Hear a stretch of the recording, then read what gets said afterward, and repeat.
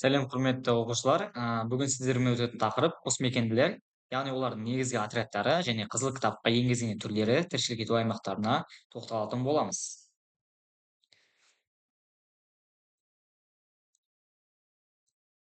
Қосмекенділер негізінен суда, құрлықта тіршілік ететін омыртқалы жануарлар.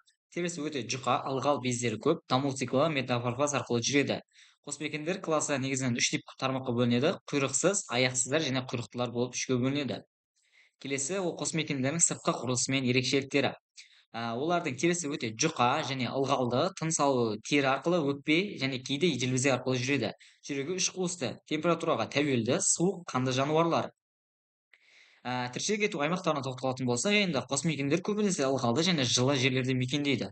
Олардың тіршілігі үшін судың болуы өте маңызды. Себебі олар терісі арқылы тыныс алады және көбеюі де су ортасында жүреді.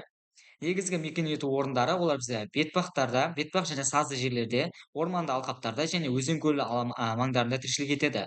Қазақстанда тіршілік ету аймақтары Каспий маңы ойпаты, Тянь-Шань таулары және Алтай тауларында, Іле алатауы мен Жетісу өңірлерінде кездеседі. Қосмекендер көбінесе көктем мен жазда кешкі және түнгі уақытта белсенді болады. Енді ол қосмекенділердің экологиялық маңызы.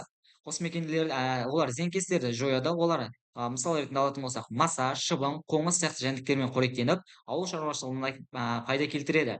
Топырақ пен судың ластануына сезімтал. Сондықтан оларды бақылау арқылы қоршаған ортаның жай-күйін анықтауға болады. Қызыл кітапқа енген түрлері олар бізде Доната тритона. Ғылыми атауы Triturus donatensis. Денесінің ұзындығы олар бізде денесі ұзынша, құйрықты ұзындығы шамамен 12-18 сантиметрді құрайды. Олар таралу аймағы Қазақстанның оңтүстік шығысында таулы және орманды алқаптарда кең таралған. Ә, Келесі ол бізде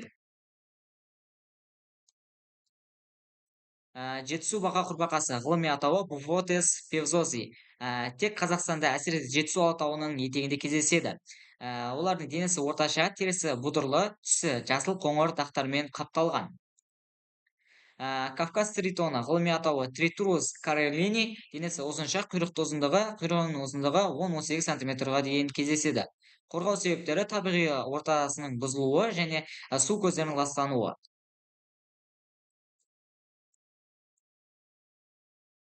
Осымен бізде негізінен осы қосмекенділердің қызыл кітапқа енген түрлері өте көп. Олардың 300-ден астамы қызыл кітапқа енгізілген. Осы қызыл кітапқа енгізілген осы қосмекенділерді аулауға және оларды жоюға тыйым салынған. Осымен біздің тақырыбымыз бітті. Барлығыңыз түсінді деген ойдамын. Келесі сабаққа қайталап, жақсылап дайындалыңыздар.